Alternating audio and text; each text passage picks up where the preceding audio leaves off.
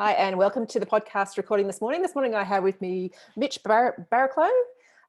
Mitch, we met, when was that? Gosh, right before lockdown, 2019 in March at a DNS course. Yeah, it was the first little bit of, call it curiosity, community curiosity about what COVID was. God, yeah, it feels like years ago now, doesn't it? Well, it was years ago. It's over a year ago, but the world has changed so much since then. Yeah, definitely. Well, our world. Surfing. Our world has, definitely. And I'm going to get into that with you because, I've got some big questions for you. Cool. When did you first start surfing? Started surfing, I think I was probably like 9 or 10. At Freshie, first memory I have of it was like standing up on my dad's board. Dad was teaching me, and I remember thinking like, can I swear on this podcast? Or you can absolutely swear. Not probably in this language, but I remember like the frustration of like, how the fuck do I get this thing to turn? Like I could see other people going across, and that's kind of my first memory, is like really wanting to get the board to go across the wave and not knowing how to make that happen yet. How long did it take you before you learned how to do that? I'm not sure. That's just the most sort of like prominent memory. Prominent memory, yeah. It's probably got that real emotional attachment. Like you really want something. It's probably one of my first memories of having something that's, I mean, it's, you're in a natural environment and stuff, but it's also this mix of man-made versus, and you're in the natural environment. So it's the first time of wanting to achieve something or to master something, not really achieve, master something like that. And I can't remember how long it took before that stuff started to happen. It was, there was a lot of, getting used to the ocean and stuff that everyone goes through that I also remember after that, which is probably more, You're in Manly at the moment? Yeah. Did you grow up in Manly? Around this area on the northern beaches, if you know the northern beaches fairly well. Yeah. Like mum and dad. Like Narrabeen. Different houses, Narrabeen. Dad had we lived in all sorts of places, all of the suburbs at some point from here to Warriewood, really. Yeah. At what point? Because when I met you, you were still on the qualifier series. Yeah. At what point did you think you could make it or wanted to make it a career of your own? Or was that ever a goal? Or did you just fall into being on the qualifier series? No, I didn't fall into it. And I didn't really, I mean, all things considered, when you met me, the way that I'd gotten there was not call it the traditional route either. Like I'd sort of, that was my second stab at competitive surfing or pro surfing, if you want to call it that. Yep. As a kid though, that was my main thing. Like I was at a school early on that I was sort of not, they were not, surfing wasn't a sport yet. Mm-hmm. Then, like 15 years ago, whatever, that more 18 years ago when I was 15, that wasn't really a recognised sport as it is now. And I was at my first high school, wasn't really supporting it, and they had a pretty heavy sports curriculum for other things. Mm-hmm. And when I got out of there, I was able to kind of get out of there into school that gave me a bit more time for it. And I was about 15 then, and then I started doing a lot more coaching and a lot more like getting coaching and competitive coaching and stuff, and entering a lot more contests. And the QS at that age, to me at like 17, was such a huge thing, and it was terrifying probably. But I was doing the Pro Junior series, and I was talking the talk. I was telling everyone that I wanted to do it, and I was doing the training, and I was putting a lot of time into it. But I'm sure we'll get into it later. But there's a lot that comes together for it to happen well. Yeah. And I sort of got to 21 and I was a bit lost with it, to be honest. I hadn't built up a foundation of understanding where I was coming from within the sport to make that transition at that time. And I had a pretty serious injury as well. So I had surgery at 22 on my hip. Yep. And then that was the end of that, basically, for a few years. And I got back into it. Stopped surfing for like 4 years, actually. And wow. Then I got back into surfing at 26. And my current profession is a rehabilitative coach. I help people with pain and injuries, basically. With that skill set, I got myself back to surfing and then back onto the QS at 27. Right. Can we go back a step? Let's go back to where you were just saying that you were 21 just before the injury. Were you identified as having someone or as being someone with talent? within a talented group, no, but I was one of the kids in the coaching group. Like Barton Lynch was my coach at the time, and all of the kids in his were kids who were trying to have a career.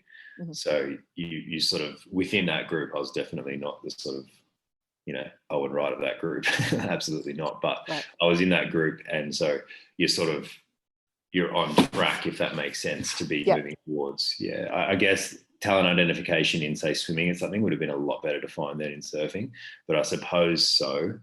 But surfing was a lot, like I've got a flag there as well, like the mentoring and stuff you're getting at that time compared to now. And so what talent ID really meant compared to just, like, it was pretty wild. It was good fun, but a bit different, I think. As a lot more unorthodox than what we would be seeing now.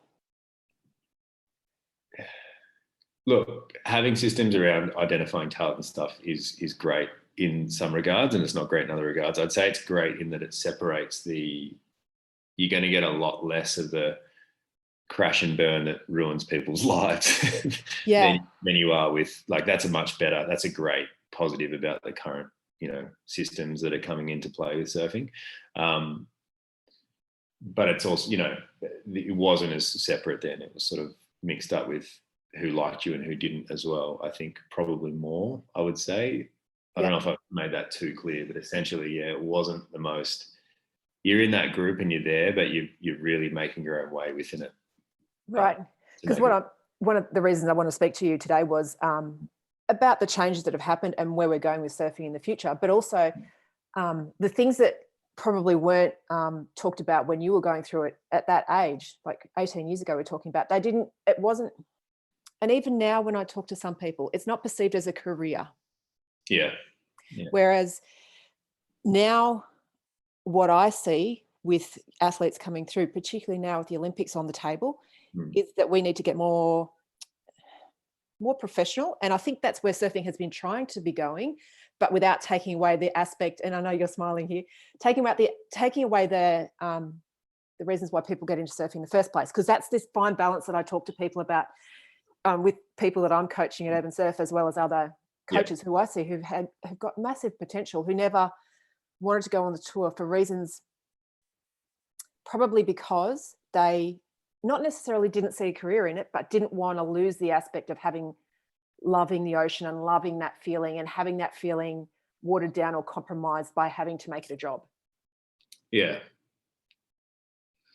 It's also an incredibly unsafe, unsound, unsecure career path. That's just the reality of it. You really need to know what you're there for. And I don't know how many, I mean, those are tough questions to answer when you haven't had enough time on the earth to define what's really important to you, you know, aside from our biological needs as you grow through your different growth phases. So how do you, like, it's not a secure career path, and there's a reason that you get surfers from particular areas doing really well for a while, because it is a little bit more secure for those people. It's not just that you get spot talent that's only there. Like, good waves comes into it, and the right coaching definitely comes into it. We can talk more about that later. Like, technique is, you know, really important. Yeah. And approach and stuff. But like, I think people intuitively can see that it might be a little bit mixed up for some people, like, and they can't unmix it for themselves yet. And I mean mixed up by, it might be a little bit mixed up between loving this thing and loving this lifestyle and loving everything and mastery of this sort of sport or art form, whichever way you want to look at it, enjoyment of everything that it brings, the connection that it brings, allowing you access to, you know, connect with different people without surfing you might not get to, you know, connect with, because it's such a great medium to connect with people through.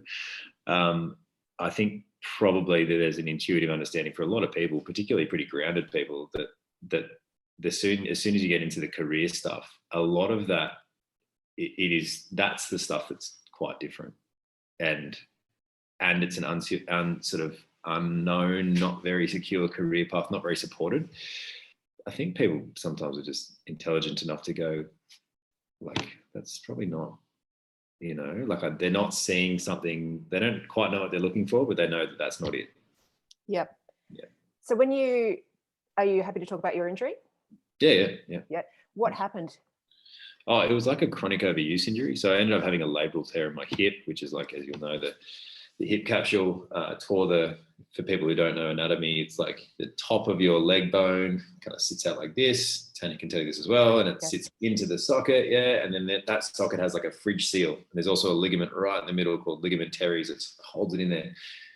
And that fridge seal got torn because my bone had grown like a spur sitting off the top of it to what I now understand is I didn't have enough, particular sort of motor control and stiffness around that hip. My back leg, so it's chronically internally rotated the way that I was surfing. I had a pretty low back hip style. And that little bony spur tore through that ligament and also tore through the labrum. So it felt like I would go for a surf and then it would like I was going to get in the car, and as soon as I went into internal rotation, it felt like my leg wasn't there anymore. So it was like a feeling. On a nerve. It's like the fridge seal itself is gone, and that's the for your brain, like neurologically, that's your motor control. You need that suction there to feel where you are. And because I'd torn the ligament in there as well, it was like the hip wasn't there where it was. So it was like having it was like if I had to kick something out with my heel in front of me, it was like I could do that at 20% for half a day, and then it would get 30%, 40%. Over about 4 or 5 days, it would improve. But then if I surfed again within those few days, it would get really, really bad. So it was sort of like knowing that I could only say, and I didn't understand it and I couldn't figure it out. Obviously, this is before I was in rehabilitation.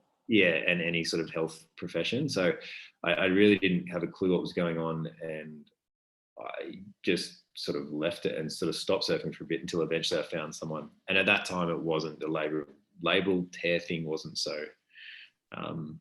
It wasn't something I could find any information on, although you got to, this was 21-year-old me looking.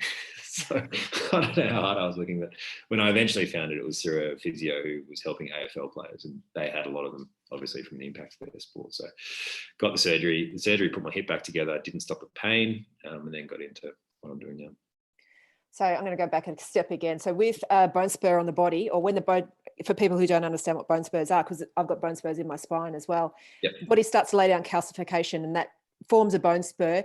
And often that's as a result of, like you said, an overuse injury or a weakness in the area that the brain and the nervous system goes, oh, we need extra support here. Something's not right in this joint and in this mobility of that joint. So we're going to support it by laying down extra calcification.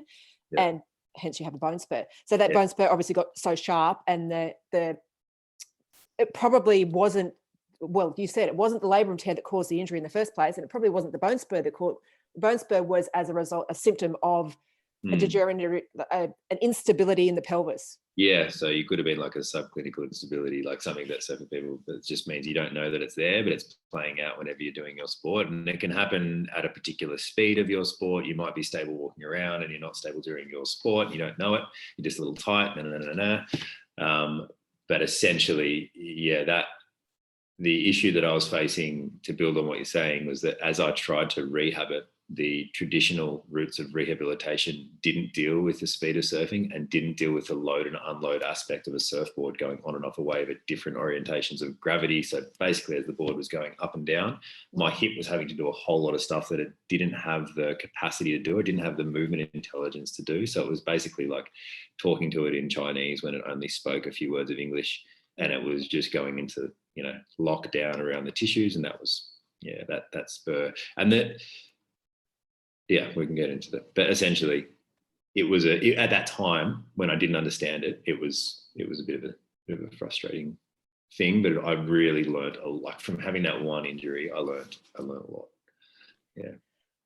Before that, did you have, what did you do in school? Did you think that you were just going to be a surfer, and that's okay to think that, or did you have a backup plan if it didn't work out? I've always found that question really hard to answer, because I think surfing for me was a great, I still love surfing. Surfing is like being in the water is I love it. I love it. I still get excited. I still get that nervous excitement about going surfing. None of that's changed. The only thing that's changed from doing it competitively is new boards. I just don't get as excited about new boards anymore. Everything else, I still get pumped about, just going on a surf trip or surfing with my wife or surfing with my friends. I absolutely love it. And it's, really important part of life. Even though it's just a fun thing, it's just, it's got so many good aspects to it.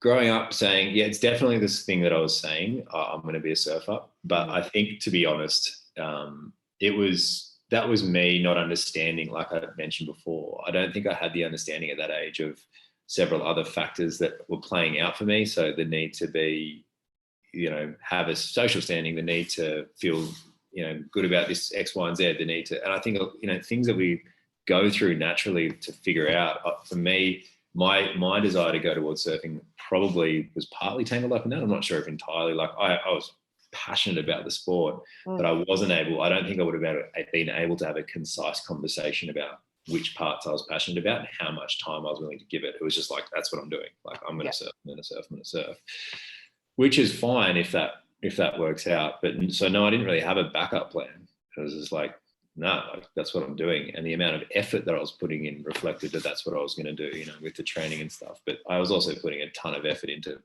partying and girls, like it, So, and looking back now, I think that some more understanding about what's important, and if I could have communicated, like it's hard to communicate with yourself at that age anyway. You don't have a life experience to be able to understand what that life is like outside that bubble, because as a kid, that's all the perception you have. And to get perception, you have to have age and you have to have life experience.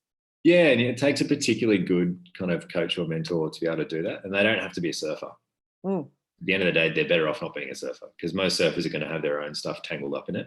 Surfing's a pretty warped culture in some aspects. And a lot of older surfers, I don't want to be, I'm really grateful for everything that I've learned. I'm really grateful for things I've been exposed to. But, just from watching side on, and maybe not the coaches I've had, but watching other people's coaches and stuff, there's some really warped stuff going on 10 years ago. I don't know if it still goes on now. I'd assume it's less. But I think, to understand, to give you the proper answer to the question is like, no, I wasn't thinking about anything else. I was just thinking about surfing. But I think that if I was going to talk to a kid in the same position, I would spell it out in a way that allowed them to have tools to think that process through in a way that was so that it was practical enough. Like, having the goal of being a pro surfer is definitely the critical ingredient, but it's the first ingredient, and there's about 50. So you've got to, and it's really important, like as far as mentoring goes, that people get mentored through that process as they develop as people. And it's not that this is not to whinge about, I'm super grateful for my experience. I've got to surf all over the world. I've been able to compete all over the world. Because it didn't work out the first time, I have a career that I'm really passionate about and I love. But, I also want to give back to surfing, which has given me so much. And so that's where I'm coming from when I say this stuff. It's just that I really think that the type of mentoring for people of that age needs to be the right, given in the right way for them to feel empowered and for them to take those steps. Otherwise, you're not going to listen. Like at 19, 18, I could not give a fuck. I was going to do what I was going to do. And if anyone told me any different in a way that I couldn't feel like I was being empowered by that conversation, and my attitude too, I was probably going to tell that person to fuck off. I was pretty like, so yeah. If someone told you you were not going to do something or you weren't able to do it, you're headstrong and going to do it anyway. Yeah, absolutely. And do it your way. Yeah, and again, like you need that. You need that, and you just need to be really smart about how you express it. Yeah, and that, I think, that value needs to be not harnessed, but driven on a path with the other things that you said. So not say that an athlete can't do that and can't be a professional surfer, but get to the core of why they want to do it and use that as part of, like you said, that whole toolkit rather than just the one thing. Yeah. I think for any athlete, the athletes that I work for now, like I've had a couple of athletes coming up to this Olympics, not surfers as well, sprinters and stuff. And, they are like, it is so make or break any sport, and it feels make or break. Like it's easy as a coach or an adult to step back and go like, timelines, guys, you've either been good at this, it's going to be all right. But the emotional part of each event and stuff and competition and the grind of a season as well, it's like, it's hard to manage. And a good coach will do that. Do you think that I spoke to G Cormac, who I think you know, a few months ago. And one of the things that she struggled with after she stopped snowboarding, after she was injured, was the identification. So identifying just with that one thing, not being able to see yourself as something different. So kids who come into this, or athletes who come into it, or parents, because we're going to have a lot of parents now with the Olympics being as prominent as they have been for surfing. I know they're sitting out there waiting because they think their kids got talent. So how do we, as coaches and as mentors, not teach people, but show people that they're more than just one thing, or they're more than just that sport, because that identity crisis that they have, or that they might have, I don't know whether you had that with your injury, but when you wrap yourself up so much in that one thing, it's a complete like tearing out of the rug from underneath you when you realize that you can't be that thing. Yeah, and look, I'm going to be probably a little bit, it sounds like I'm being a touch harsh when I say this, but, you know, it can play out the other way. Like injuries can be a great excuse for people. You know, I don't want to be, if anyone's listening with an injury and you're a kid and you're feeling that, like the reason it's a great excuse is because of all these other things that they don't have tools to call on. You know, so I think, sorry, I kind of lost track of my thoughts on the last question you had, but what I think I was trying to get to is like, you really, when you know where you're coming from, and that's also, like we talked about, age specific. If you, as an athlete, if you know where you're coming from and it's age specific, as in, you know, I know where I'm coming from a lot differently at 33 than I did at 21, but there's still an appropriate level of knowing where you're coming from at each age and each time in your life, I believe. You know, that's my understanding thus far. Then it's a little easier to just like read what's actually happening, you know, because you might be having a shocking season, and quite that maybe is like,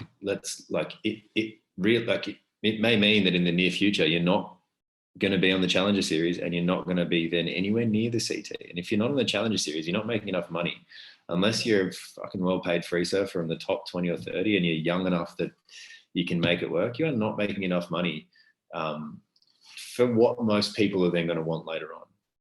Yeah. You know? And that's what I was going to get to, because that was my next question. Can you explain the difference between qualifier series and, I'm going to say, the championship tour, and then we're going to get to the Challenger Series after that, because up until really last year, the Challenger Series was only just really introduced. It was, but in effect, it was already there with the 6,000s. But I'll get back to it. But yeah, essentially, the qualifying series is where you make your start. So you build up points on this set of series of competitions. There's like, I'm not sure how many there are around the world, but there's tons, and there's sort of 1,000 on 1,500 level ones where you sort of, the most points you can get is 1,000 if it's a 1,000 event, or the most points you can get is a 10,000 if it's a 10,000 event. And roughly qualification for the CT is usually about 20,000 points on the QS or the Challenger Series now, but actually it was on the QS. I don't know what that point system is for the Challenger Series, so you have to double check that, but you basically work your way up that, and it's a lot more, the 1,000s feel a lot more grassroots. When you're at a 6,000, it feels like you're a professional athlete. When you're at a 1,000, the athletes are there. A lot of the same guys will go and do them, but it's a different kind of vibe, and it's a lot different level of competition. Yeah, look, the competition level is different, but as you go through the rounds, it gets pretty fucking hard, to be honest. Like, there's some really great servers, and it's fun to be a part of. Like, if you can remember that you're there to enjoy competing, it's pretty cool. You know, you can get some good, like, just rare to get that type of situation as you go through life that really forces you to perform. And when I say forces you to perform, it's like, it's something that you're doing for yourself. And when you do it, like when it comes out well and it happens, it's like, it's pretty cool, you know? And it's the only other time I've had that is when I stopped surfing, I went to kickboxing and I was competing there. You get the same thing, but it just sucks because you're kind of having to hurt someone else to do that. And you don't have that with surfing in other sports. Like, you can get those moments of like, the wave's enough to give you a bit of fear if there's some size and stuff like that. And they're only going to reward you if you like throw yourself off a solid section or you know, really commit to it. And it's obvious to everyone when you have or when you haven't. And if you can get yourself into the position on the right wave and get priority and blah, blah, blah, and do that, it feels great. Like, you get rewarded for that. You get rewarded for that. But the feeling is like you really, you can't consciously you have to do it at the time. It's not something that you can really, it happens at the time and then you're kind of doing it at the time, and it's all great. So but basically back to the question, it's, yeah, and then the CT is where you've really made it, basically. So if you look at the difference between just the whole setup of a 1000 QS and, you know, a CT event, they are vastly different things. And the way the sport's being performed at the CT level is vastly different. So more professional and more sponsors in that area? Oh, and on a purist level, the surfing is very different. Yeah, very, very different. And unpack that a little bit for me, Mitch. Okay, so if you are someone who's lived on a beach, I know probably a lot of your listeners are going to be like urban-based surfers as well for the wave stuff. Yep. So, but even there's going to be a bit of a hierarchy around how that plays out. Just because even in that situation, waves are a resource. It's not an infinite number of waves in a pool in an hour or whatever you're allotted to, and it's not an infinite number of waves at a beach. They're a resource, and everyone wants their bit of the resource. And it's up to us as everyone's job to make sure that happens in a harmonious way for everyone, from beginner to, you know, and everyone has responsibilities. Like the top better surfers out there have responsibilities, and I won't say better, more experienced surfers have responsibilities, and the first day learners also have responsibilities. Like everyone needs to work together to make that work, especially if you live in Sydney, right? Especially in COVID. Yeah, 100%. But then, like, say we've got that, you know, that sort of top of the food chain, bottom of the fun. I don't want to use that. I hate that sort of approach. But say we have like different level experience. More experience, yep. Yeah, more experience. And in a 1000, you might be that person. Like if you go down and have a look at the best surfer in the pool, you're probably that on the 1000. You might be one of the decent surfers in the 1000. Probably just average, really. And there'll be a couple of guys, you know, clearly outstanding. And so they're like from the whole whatever stretch of the northern beaches, they might be the best surfer, might be, or, you know, a good chunk of the east coast, they might be there. And then you get to a CT, and those guys, it's like that times 10. Like the difference really is considerable. So it's the type of thing where when you go and watch like that top level surfing, if you've ever had the opportunity to do that, especially in waves that allow that type of surfing to happen, because it's a big difference in the waves on a 1000 most of the time to the waves in a CT. And to do this, like to do the same turns relative to the speed and size of the waves and opportunity on the waves on a CT at most locations, that is a whole nother skill set, and it's a much bigger skill set. And they need to be able to do it across a huge range of conditions. Is there a big drop off? So I know that listening to podcasts and talking to surfers, there's sometimes the fear that a lot of the time there's a fear that they get onto the CT and the biggest fear is falling off. Yeah, for sure. Well, I mean, if you get on the CT for a lot of guys and then like, yeah, I mean, to get there is a different thing. It's to get there is like I said, you're surfing one type of condition, like a lot of the time. It's not always true, and it's probably changing a bit now. And I hope with the Challenger series, I haven't seen where they're running the events, but maybe that's why they've done that. I hope that's why they've done that, to sort of bridge that gap between conditions. They have, yeah. Awesome. So that makes total sense, because if you've done 5 to 10 years on the QS, say, like from when you started at 15 doing a couple, and then you end up on the CT at 23, and you haven't had the opportunity to go and consistently surf really quality waves in between competing, you've just put all your resources into competing. You're all of a sudden, it's like you've had a little A4 piece of paper to draw your art on, to get judged on. And then all of a sudden you're on this like wall-sized canvas to draw your art on, and you've only got 12 events or whatever it is to do that better than guys who've been doing it for however long.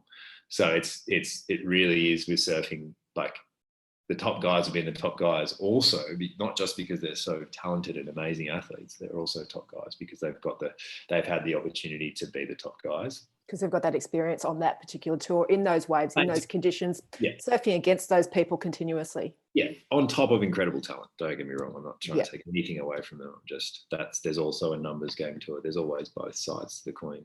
You know, there is the real thing of they're just that good, and then there's also the thing of they're also that good and getting better very quickly because of what's around them.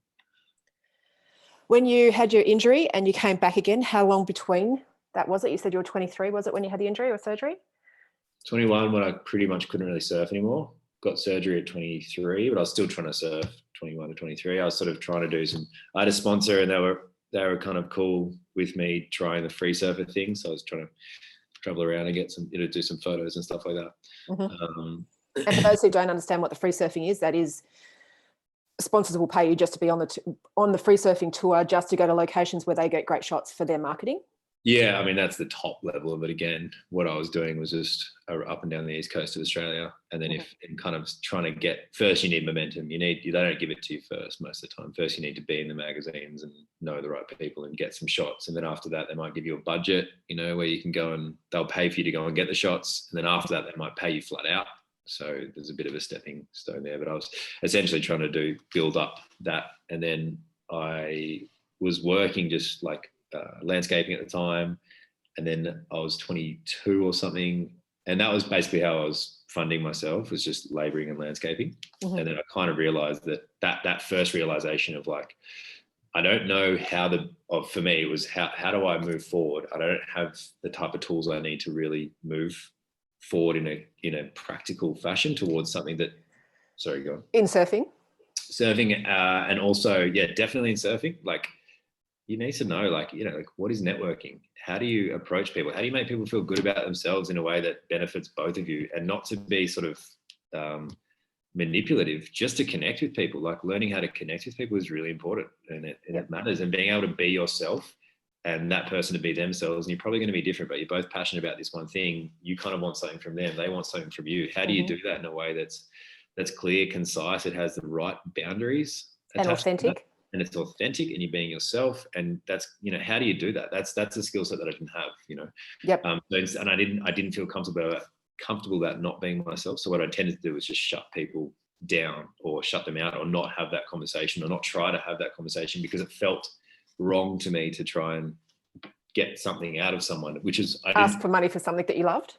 So, not like, I just, at the core of it, I couldn't break it down into like a simple tool, like value, like what is the value of a free surfer? It's until you sit down and write out like, okay, that's actually incredibly inspiring for someone else. Mm-hmm. And it gives you an opportunity to be in a position to make a change.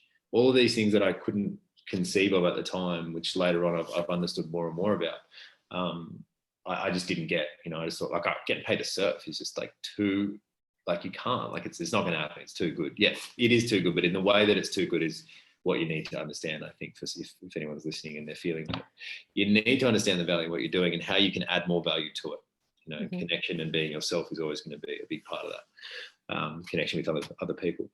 So, I basically stopped at 23, had the surgery, and then I didn't really start surfing again. I moved to Melbourne. I just bailed. I was like the job as well. I also didn't know like how to be with him where I was going as another profession, because it was obvious that like I was like, clearly I wasn't making the right choices with surfing, and then I wasn't making the right choices with, and I've really got to say, like, from the outside, it wouldn't have looked like I was doing much with surfing, although I was having this inside like desire. And I'd never won any major competitions. I'd done okay in a few, but definitely no. Like I was no Owen Wright or anything like that. I just want everyone to understand, like I'm someone who has put a lot of time into competing, but I've put a lot more into competition and financially into competition as well than I've got back. Yeah. That's the reality of a lot of surfing, I think. But I've also had an incredible experience. I've been in touch with different parts of the surfing. I've had coaches who are sort of ex-world champions and things like that. So I've had a bit of a mixed time with it, I think. Yeah, yep. But I didn't get back into surfing until I was sort of 26. So I lived in Melbourne, started doing the personal training stuff. I started that when I was about 22, just building into it. Mm-hmm. And then I got into the rehab stuff alongside personal training. I was doing some of the check stuff, I think similar to yourself. Yeah. And then moved back to Sydney. I built a little business down in Melbourne, barely surfed, just got into like lifting weights and chasing girls with my friends. It was super fun. And just probably exactly what you needed right then, to get away from the northern beaches and get away from what that expectation that probably was on you from being known for being being a surfer. Yeah. I think I'd moved away from it by then, and my response to not knowing how to handle it was annoyance and disregard for it. And I was probably pretty vocal. I mean, just to my friends and stuff, to no one. I mean, just the guys who were listening, that I was like, fuck, surfing's this and surfing's that, just because I didn't understand how to separate the good and bad. And there is good and bad in surfing. I really want to flag. Like I said before, there's some pretty warped ideas and dynamics that happen with surfing, just from, I think, from people just not understanding how to be different. And I've been a part of that, and I'm, by not understanding, and I feel like I'm not a part of that now, and that's just through understanding. But so when I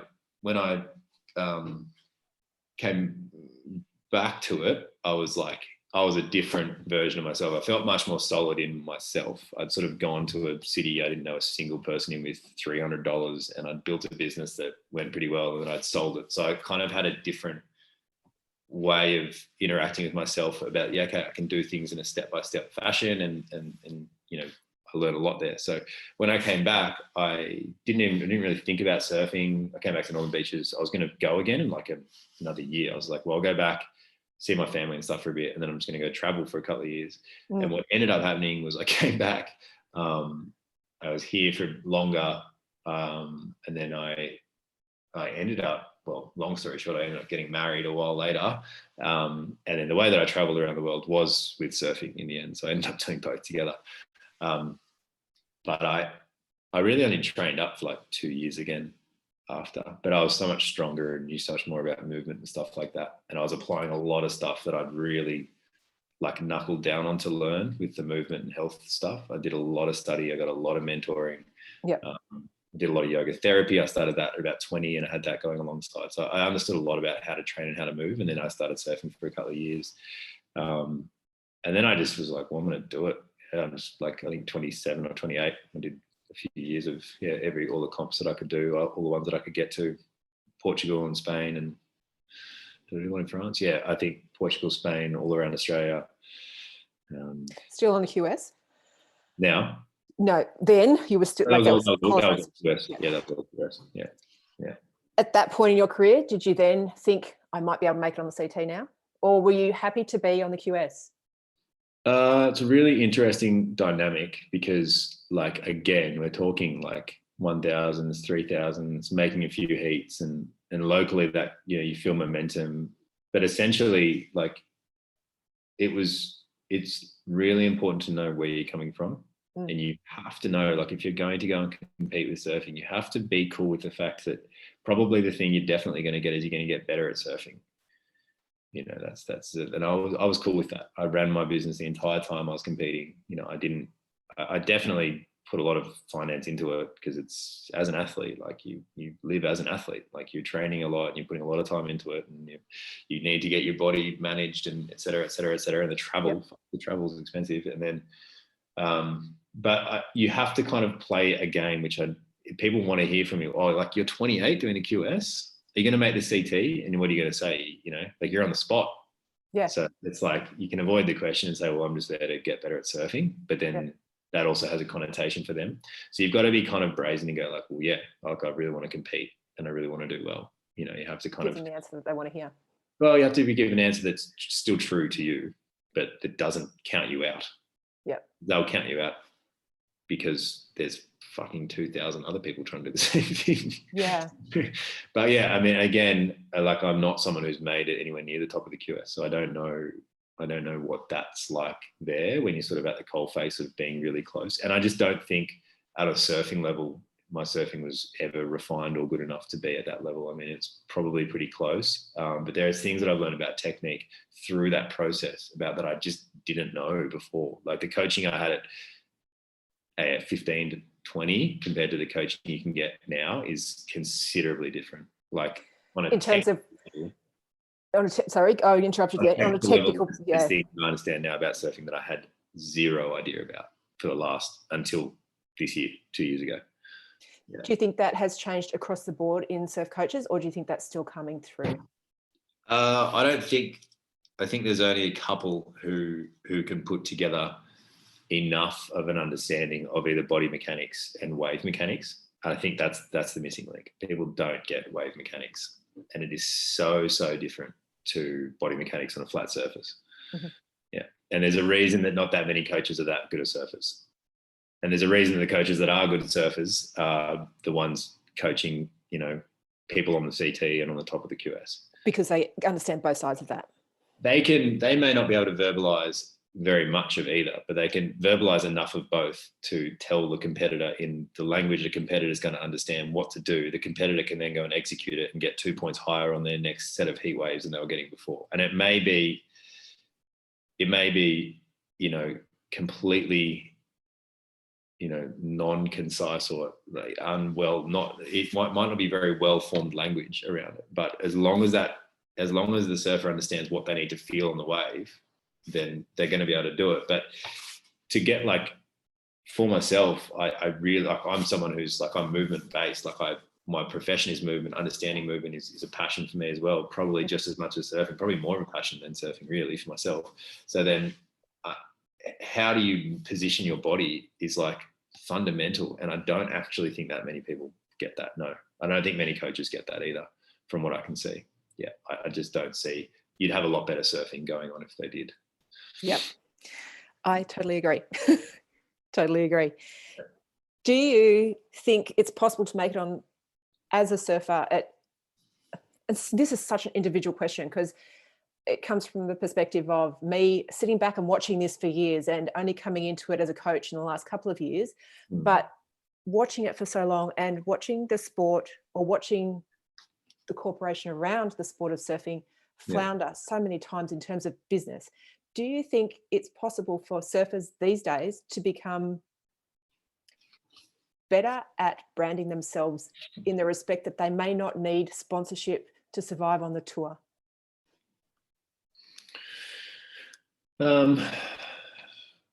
Very big question, I know. And that model worked really well for me, as long as we're very clear on the level of the tour that I was doing was the 1 in 3,000s. Yeah. Like, I worked the whole time. I worked online, doing online coaching, online PT. I kept the same clients I've had 5 years ago. I'm still like through that whole period of time with me now. So it does work, but you have to, like, I was 28 when I was doing it, and I wasn't.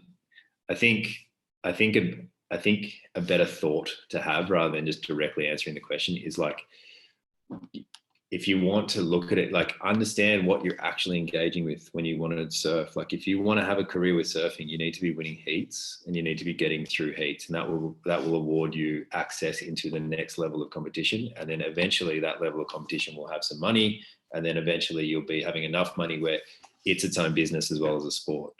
But the confusion that I see with people is mixing up going through those levels with also going through the levels of the culture around it. And I don't want to take that away from anyone, because for some people that particular support network within surfing is very, very important. But I will say that the dynamics within that culture are often not the ones that are going to allow someone to be open-minded enough within how they're thinking about what they're doing to also be making money through another pursuit, right, to also be feeding themselves different thoughts that allow them to step in and step out of that world. I mean, the dynamics within it are probably not there yet to allow that many people to do it and have an ongoing career with surfing. Like, I just supported myself and got myself in and did all the events and did all of that and worked, but then I've stepped back out of it. And now my relationship with surfing now is helping other surfers who have pain.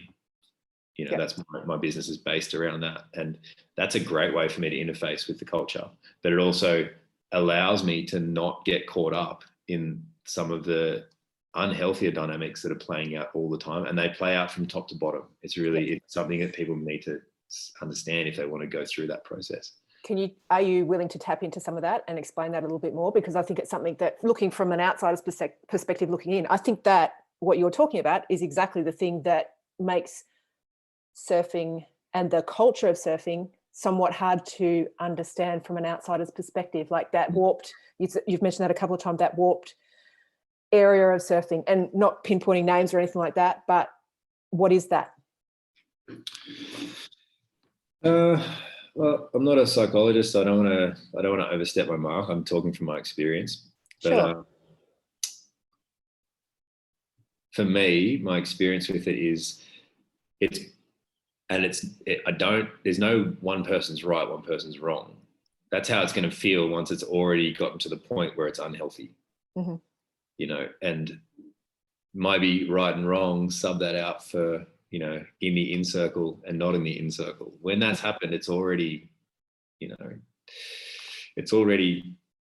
kind of gone too far, and it's already not. It's not a harmonized, supportive environment, and whether break that down a little bit more, because I think what exactly are you talking about? The coaching? You're talking about the sponsors? Are you talking about the culture? Are you talking about?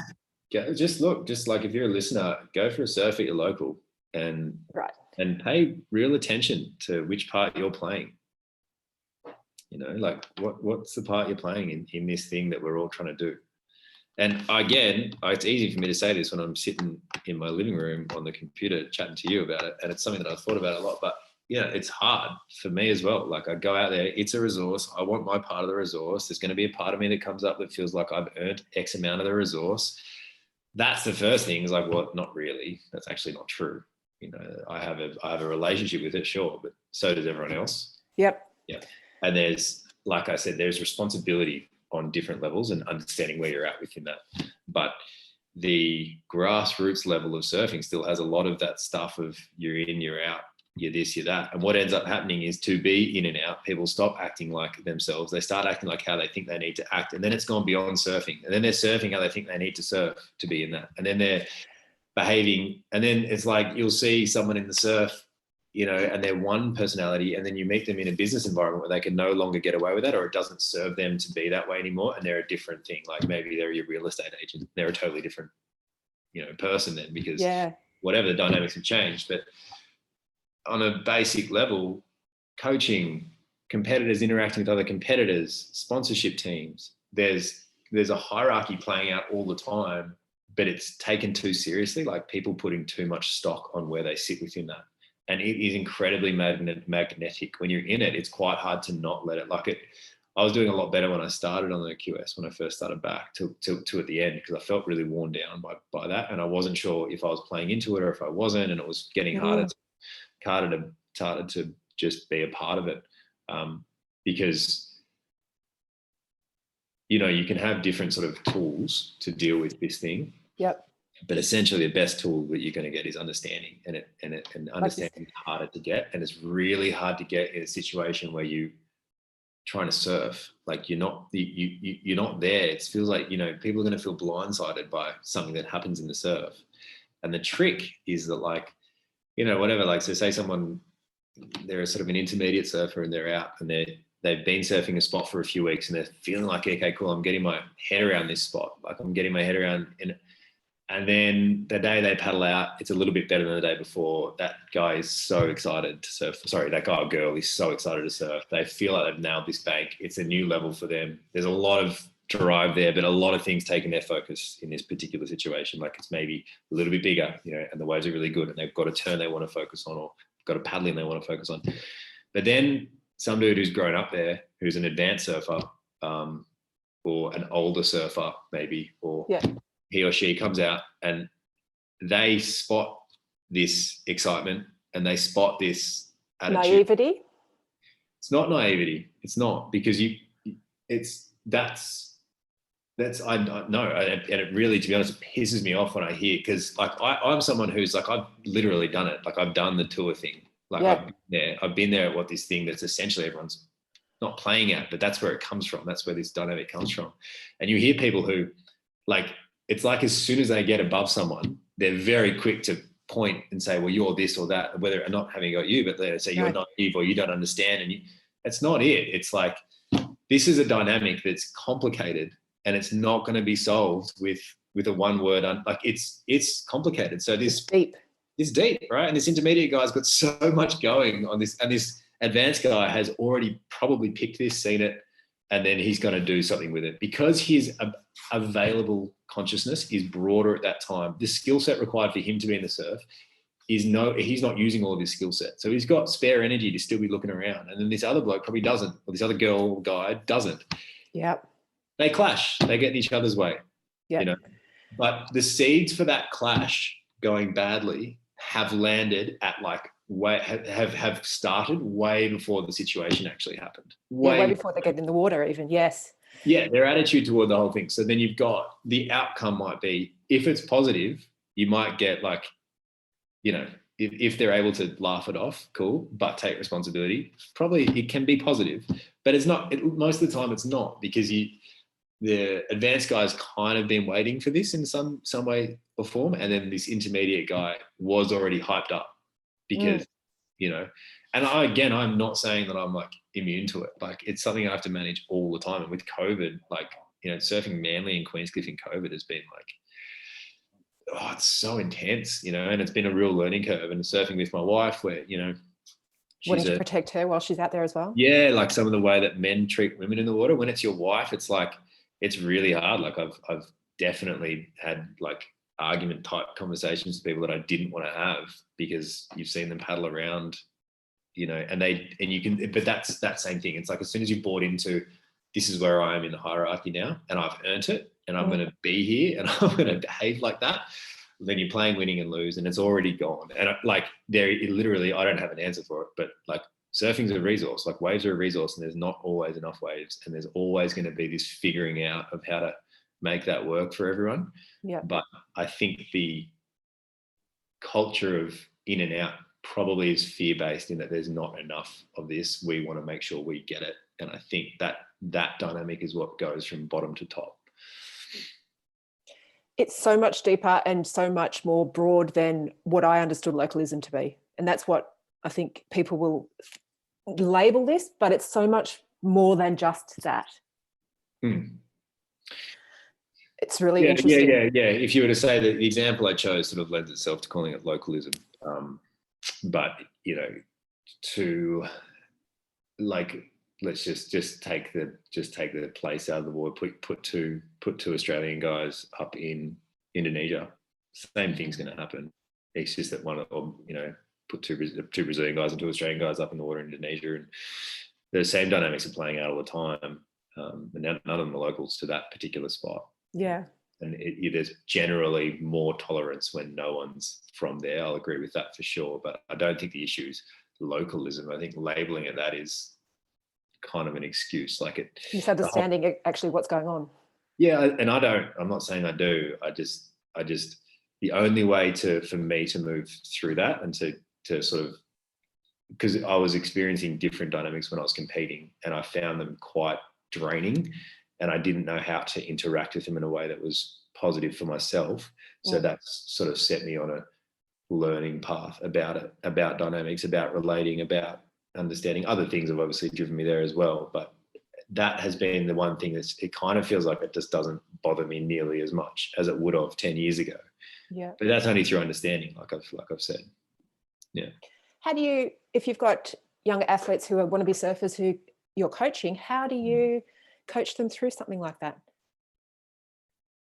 Or is that not part of what your coaching covers? I haven't got any like teenage surfers, so it's hard to know. What I would say was the most important thing, like for the younger sort of sprinters and stuff like that, there's similar dynamics that go down in all sports. The only difference is the track doesn't disappear, after 5 seconds. The resource is not the resource is finite in that case. Yeah. So that adds another element of kind of excitement, and that kind of triggers a lot of people, with surfing. I think it's just the pure excitement of, am I going to get a wave, is probably something that needs to be called out for being a bit of a, you're already pumped, like when you go for a surf. Yeah. But when I'm working with these people and they're going through these different, who are at the top of their sport, and they're going through the different ups and downs of winning and losing, the biggest thing is coaching, is building for me and that athlete a relationship between us, which is realistic and trustworthy. We can be honest with each other about what we think X, Y, and Z is, but also as a mentor, knowing when that person, that bit of information that you're giving is more about yourself than them. So not in that, like at 33, something is important that isn't important at 21. It's just not. And it's too much understanding, and it's going to take them away from the goal, which is to run the race well. So it really comes back to making sure that building a foundation of sort of harmony around why you are doing what you're doing, or why they're doing what they're doing. If it's a sprinter, then understanding what that foundation is for them. Like, it's essentially about running. And if you're surfing, it's essentially about riding a wave, and it's not about anything else. And having that as the core can help people change where and when they're going to surf as well. Which is, and as someone with experience, you can also outline the dangers of buying into a hierarchy, particularly when you're going to be the top of it. Because it's real easy to do when you happen to be in a position like same as me as a kid. It's really easy to buy into, well, I'm the best surfer out here, therefore I get all the waves. Yeah. But what I think the coaching has to be around is the cost of that is astronomical. But the only way you're going to get that across, you can't teach that in fear. You have to get that across in comparison to harmony, in comparison to understanding all the time, in a way that that person can relate to. And I mean, receive that information. Yeah. Yeah. And harmony with themselves. Like there's always going to be tension and excitement and fear and stuff around surfing. Like waves are 6 foot, people get scared. Waves are 10 foot, people get more scared. Like waves are 2 foot, the beginner's scared. Waves are 2 foot, the QS guy is trying to do Hail Marys to the flats because he's got no fear. Like it's just a different, yeah. With Olympics being, with surfing being an Olympic sport now, how do you see that changing the sport going forward? And also incorporating, how do you see wave pools changing the art of the sport going forward, or the body of the athlete? I was actually wanted to ask you, is there like a local scene at the wave pool? I feel like it's still happening. Look, so as a staff member of Urban Surf, I am on what we call, it's just changed the name to Melbourne Urban Surf Board Riders Association or something. So I'm on that page, and a lot of our staff are, and we make that public knowledge. It's not a big secret, but we're on that so that we can see and monitor what goes on with the people who are surfing at Urban Surf. And I would like to say that there's not a hierarchy, but I think there is definitely a level of, I don't want to say the word localism, and this is me saying this as Tanya, not as a staff member, because Urban Surf promotes being equal to everybody across the board, and we do that really well for most of the time. But I think I can feel and see that starting to slip in a little bit, and there are certain people who are members or who are part of that hierarchy who actually are really good and do bring people back into line, and are trying to sort that out before it becomes a big problem. Yeah. So there's, but in terms of staff and in terms of my experiences in the water at Urban Surf have always been nothing but positive. Awesome.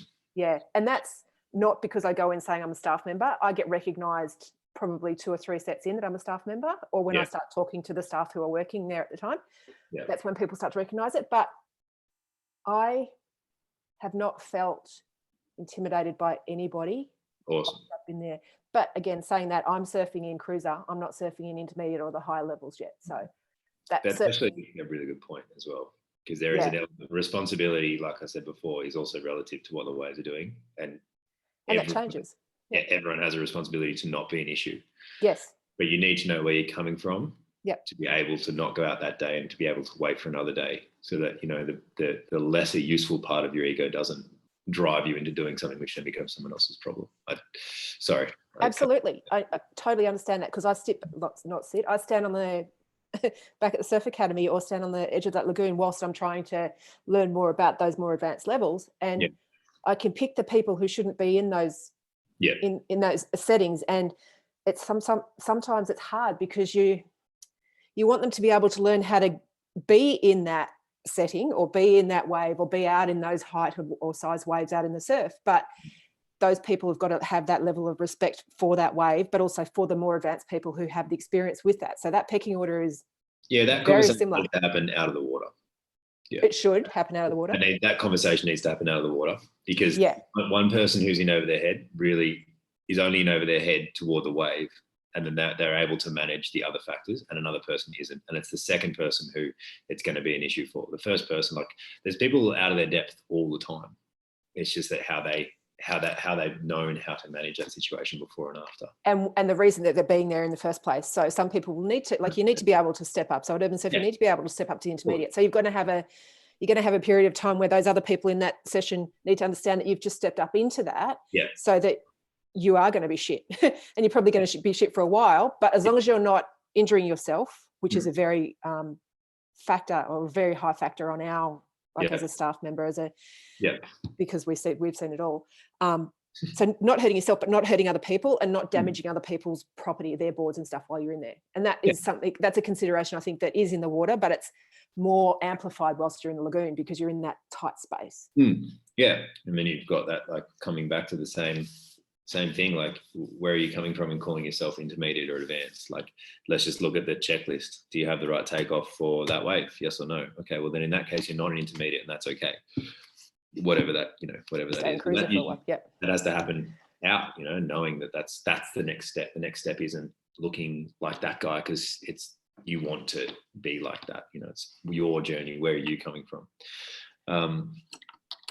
As coaches at Urban Surf, we're very much educated in how we talk to our clients, talk to our students, and let them know when they're ready for that level. And we've also got lessons throughout all of those levels, apart from the advanced and advanced turns. We don't have lessons in that quite yet, but we will. But if you're stepping up from a cruiser ability, we've got intermediate lessons. So my advice to anyone who comes to the lagoon first up, even like top end surfers, is to get one lesson at least, even if it's just a one-on-one or a group session in there, so that you understand and get that coaching whilst you're in the water.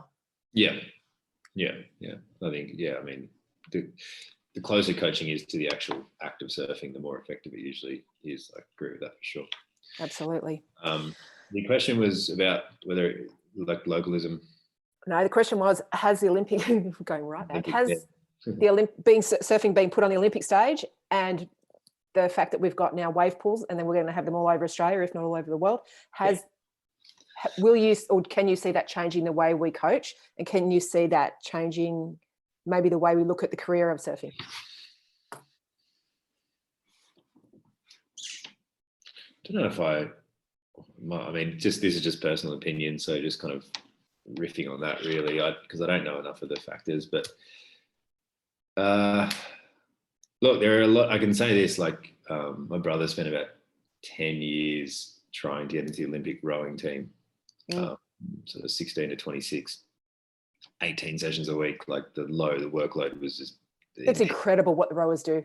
Right, and he was unsupported, unpaid the entire time. I think the prestige of rowing, and if you've landed in a spot where support is available to you as a surfer from early on, like really genuine support that sort of allows your surfing to develop, allows that person to develop in the right ways, then, I think that the Olympics is going to be great. Like, it allows more people access to watch that person and to support that person, and therefore probably more back and forth. I mean, this is all, it's like, to be honest, it's a bit it's surface level stuff. Like, if more people are watching it, then it's probably better. I don't know.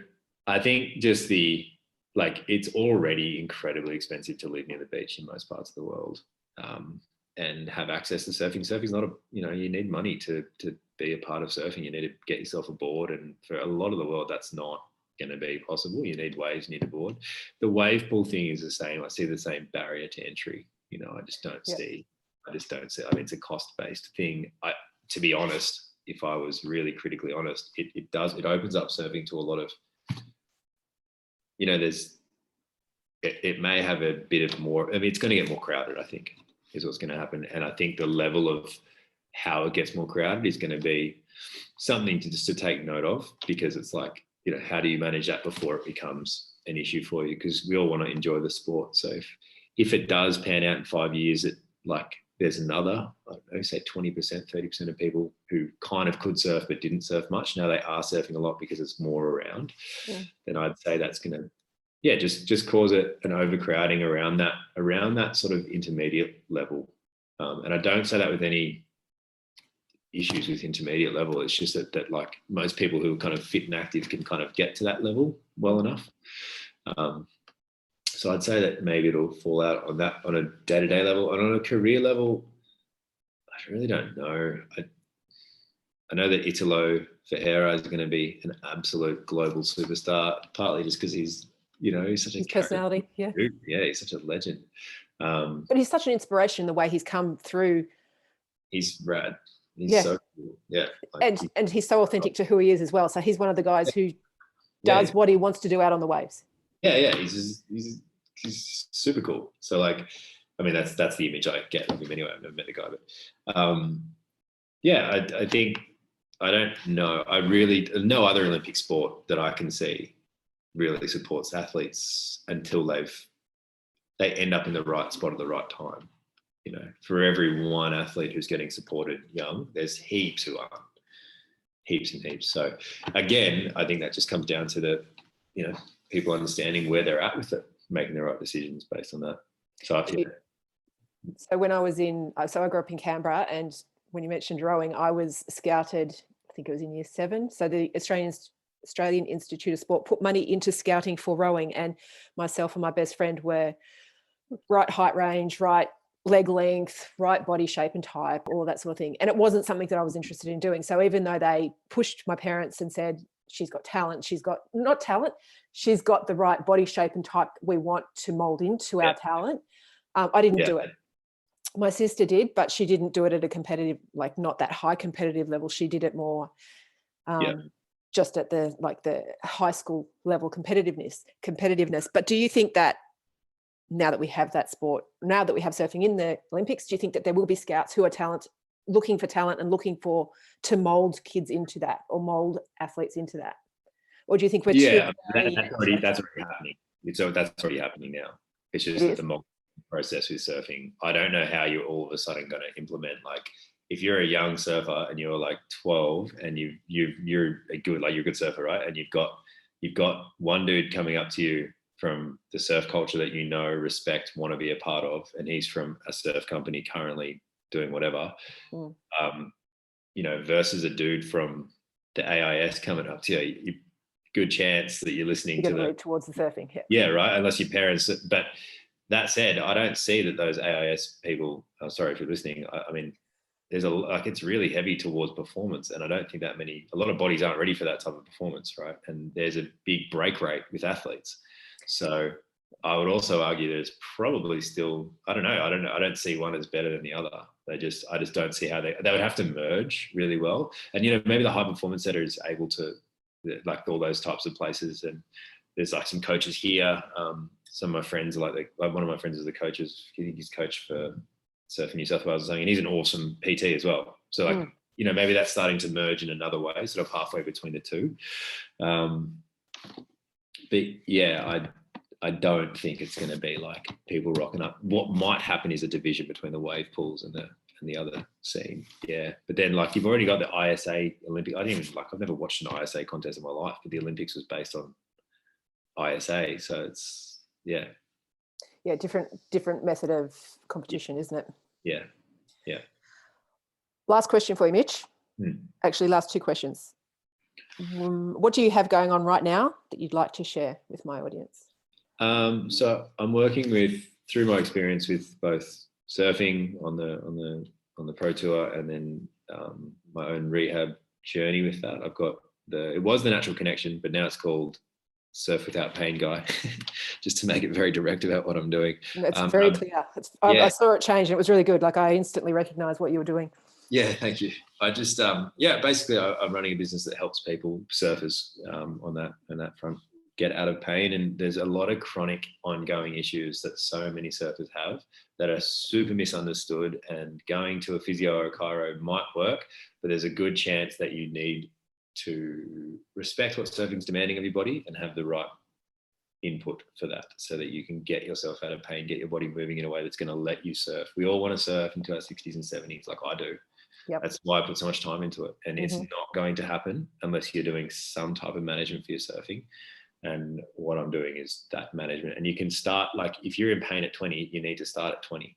Yeah. You know, as soon as it happens, you need to get onto it, because your body's not just going to be like, at some stage, just stops being sweet, basically. I would argue that it needs to happen before you reach that pain level, because pain is the last resort for your body to tell you that there's something going on.